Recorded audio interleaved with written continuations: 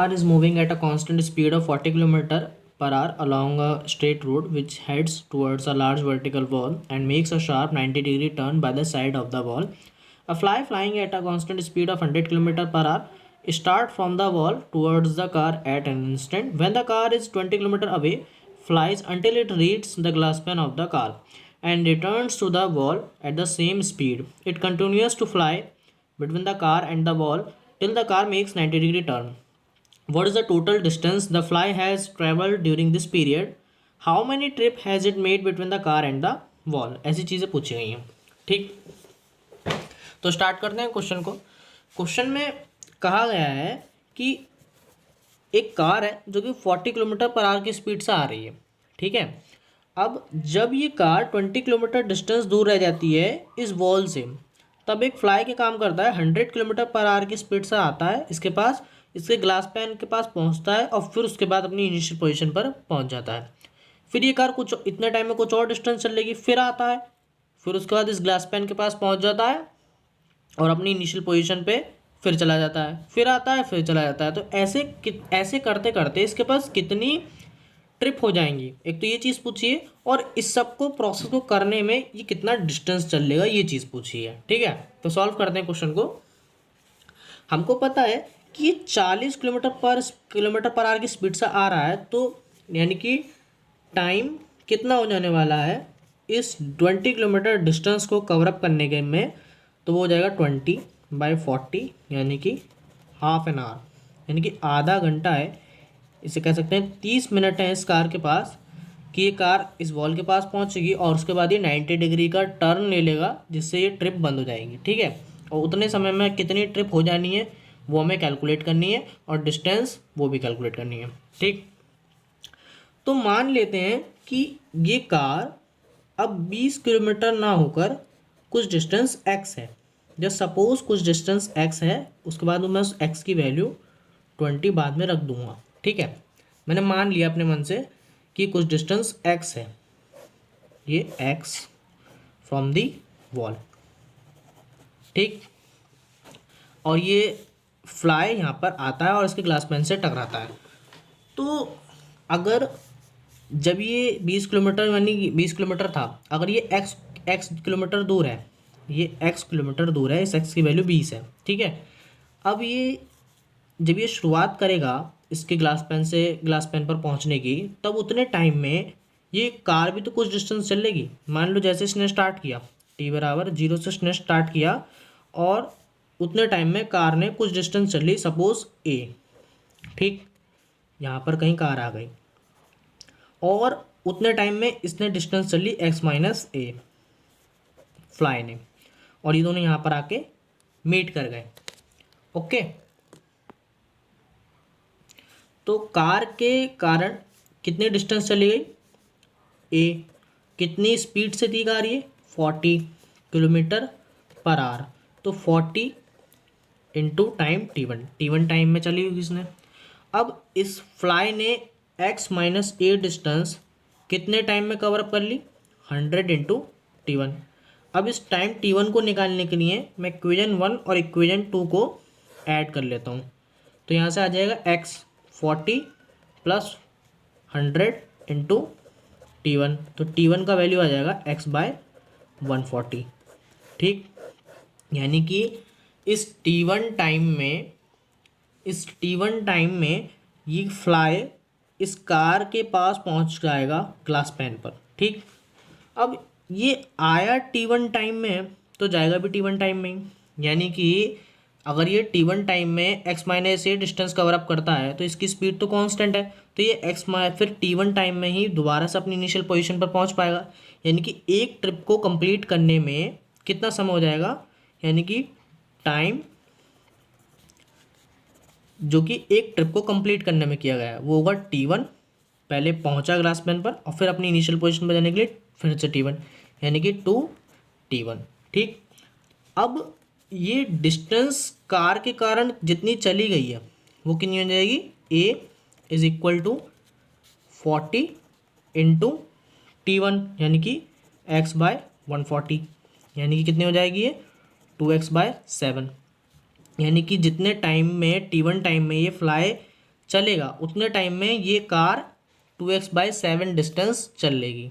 अब जब ये फिर से वापस जाएगा तब कार भी तो कुछ डिस्टेंस चल रही होगी, यानी कि जब ये वापस जाएगा अपनी इनिशियल पोजीशन पे तो कार रुक थोड़ी ना जाएगी, कार तो फिर भी चलती रहेगी 40 किलोमीटर पर आवर की स्पीड से। तो उतने टाइम में ये फिर से उतनी ही डिस्टेंस चलेगी जितनी डिस्टेंस t1 टाइम में चली, क्योंकि अभी समय भी t1 ही है। तो ये डिस्टेंस कितनी और चलेगी, 2x/7 एक्स्ट्रा और चलेगी, ये डिस्टेंस और चलेगी। कब तक, जब तक ये फ्लाई अपनी इनिशियल पोजीशन तक नहीं पहुंच जाता। अगर एक बार अपनी इनिशियल पोजीशन पहुंच जाएगा तो 2x/7 डिस्टेंस ये कार और चल लेगी। यानी कि अब दूसरी ट्रिप होने से पहले कितनी डिस्टेंस बची हमारे पास, x माइनस 4x/7, यानी कि 2x/7 ही वाला, 2x/7 ही वाला, यानी कि 3x/7। ध्यान से समझो, देखो पहली ट्रिप होने से पहले यानी कि पहली बार ग्लास पैन आने से पहले इसके पास कार और फ्लाई के बीच में जो डिस्टेंस थी वो x थी, ठीक। अब जब दूसरी बार फ्लाई इस ग्लास पैन पर आएगी तो उसके बीच कार और फ्लाई के बीच में डिस्टेंस होगी वो 3x/7 होगी, ठीक है, क्योंकि t1 टाइम में इसने कार ने 2x/7 डिस्टेंस चल ली थी। अब जब वो फिर से वापस इनिशियल पोजीशन पर जाएगा तो 2x/7 और चल लेगी कार, तो इसलिए 2x/7 और ये वाला 2x/7, टोटल को इसमें से हम x में से घटा देंगे 3x/7, यानी कि अब डिस्टेंस 3x/7 बचने वाली है कार और फ्लाई के बीच में, ठीक।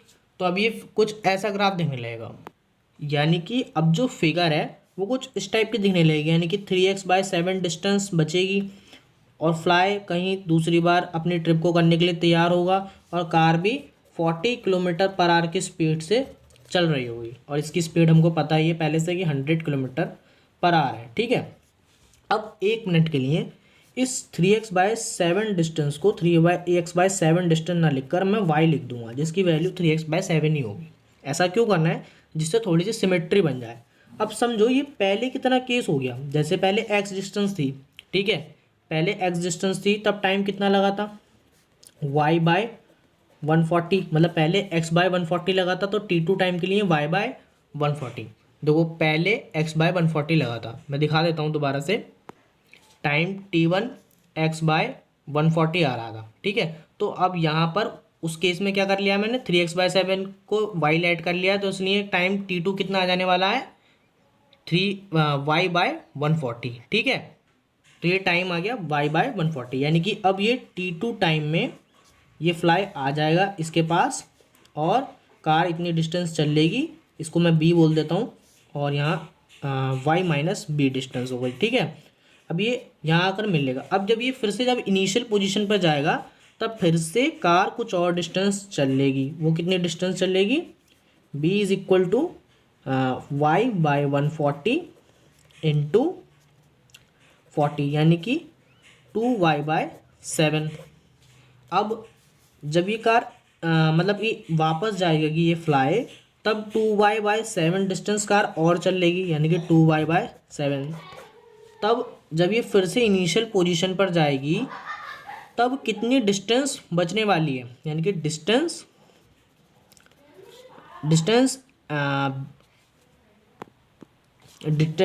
Of the car beginning at the third trip, यानी कि तीसरी ट्रिप होने से पहले जो डिस्टेंस बचने वाली है, यानी तीसरी ट्रिप होने से पहले डिस्टेंस जो बचने वाली है वो कितनी होगी, y-4y/7, तो यानी कि 3y/7 डिस्टेंस बचने वाली है। यानी कि तीसरी जब ट्रिप होगी, अब जब फ्लाई तीसरी ट्रिप को करने के लिए तैयार होगा तब कार और फ्लाई के बीच में 3y/7 की डिस्टेंस होगी। देखो कंसेप्ट यही है कि जब ये डिस्टेंस ख़त्म हो जाएगी, ये डिस्टेंस बिल्कुल ख़त्म हो जाएगी, तो फ्लाई क्या करेगा, ये ट्रिप को करना बंद कर देगा। इट मीन्स ये कार 90 डिग्री का टर्न ले लेगी और उसी समय मैं काउंट कर लूँगा कि कितनी ट्रिप होने गई हैं, और डिस्टेंस मैं ऑलरेडी काउंट करता ही जा रहा हूँ, ठीक है। तो अब यहाँ से क्या करेंगे, हमने क्या देखा, इस y की वैल्यू रखने पर कुछ सिमेट्री सा बनकर आ रहा है। जैसे y की वैल्यू मैं रखूँगा तो 3/7 इंटू एक्स, यानी कि इसको सिंप्लीफिकेशन करने पर 3/7 का होल स्क्वायर, मतलब स्क्वायर इंटू एक्स, ये डिस्टेंस कब है, जब तीसरी ट्रिप होने से पहले ये डिस्टेंस बचती है। इसका मतलब अगर चौथी ट्रिप करूँगा, चौथी ट्रिप से पहले जो डिस्टेंस बचने वाली है कार और फ्लाई के बीच में, वो कितनी बचेगी, 3/7 का होल क्यूब इंटू एक्स। फिर पाँचवीं ट्रिप जब मैं करूँगा तब कितनी डिस्टेंस बचने वाली है, 3/7 का होल पावर 4 इंटू एक्स। अब मैं एन ट्रिप कर रहा हूँ, जो सपोज करो मैं एन ट्रिप कर रहा हूँ, तो कितनी डिस्टेंस होने वाली है, 3/7 की whole power n-1 into x. ठीक, इतनी डिस्टेंस बचने वाली है। अब समझो इस चीज़ को कि ये डिस्टेंस अगर ज़ीरो हो जाए, यही तो बात हो रही है, ये डिस्टेंस कार और फ्लाई के बीच में, कार और फ्लाई के बीच में ये डिस्टेंस है, जो भी डिस्टेंस निकल कर आ रही है, एन एट टाइम पर, एन एट ट्रिप पर ये डिस्टेंस बचती है। इसको कवर अप करना है, इसको कवर अप करना है, एन एट ट्रिप पर ये डिस्टेंस बच रही है जिसको कवर अप करना है फ्लाई को। अगर ये डिस्टेंस ज़ीरो हो जाए, जो कि सिमेट्री में ये आ रही है अब, ठीक है, ये डिस्टेंस ज़ीरो हो जाए तो ट्रिप होना बंद हो जाएगी। तो मैं इसको ही 3/7 की होल पावर n-1 को ही क्या करूँगा, 3/7 की होल पावर n-1 को ही ज़ीरो पुट कर दूँगा। तो मुझे यहाँ से क्या मिल जाएगा, n का वैल्यू मिल जाएगा। क्या मिल जाएगा, n का वैल्यू मिल जाएगा। ठीक है, अब देखो ये 3/7 कैसा नंबर है, लेस देन 1 नंबर है, लेस देन 1, क्योंकि इसकी वैल्यू लगभग 0.43 समथिंग कुछ आने वाली है। ठीक है, ये वैल्यू कुछ 0.43 आने वाली है। 0.43 यानी कि लेस देन 1 नंबर है और इसका पावर n-1 है, इसका पावर n-1 है और इसको मैंने इक्वल टू 0 रख दिया है। तो अगर कांस्टेंट की पावर बढ़ा रहे हैं, देखो मान लो जैसे 3/7 की होल पावर मैं 5 कर दूं, तो इसकी वैल्यू 0.43 की होल पावर 5, यानी कि और भी कम नंबर आएगा, और भी कम नंबर आएगा जो कि 0.43 से कम होगा। यानी कि धीरे धीरे मैं इसकी पावर कम कर दूं तो ये ज़ीरो की तरफ अप्रोच कर रहा है, यानी कि मैं इसकी पावर इन्फिनिटी कर दूं, 3/7 की होल पावर इन्फिनिटी कर दूं, तभी क्या हो जाएगा, ज़ीरो हो जाएगा। तो n क्या आ जाने वाला है, इन्फिनिटी आ जाने वाला है।